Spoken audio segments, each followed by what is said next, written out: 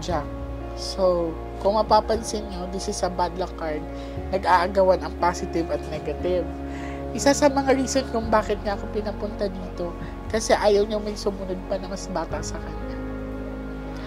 JR, kung anong pagkukulang namin sa'yo, sorry. Yung dati, yung ate na laging nakaalalay sa'yo noong time na yun.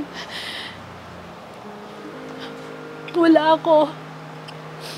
Sobrang nagsisisi ako na hindi ako nakaalalay sa mga problema mo that time. Kasi nga may samaan tayo ng loob.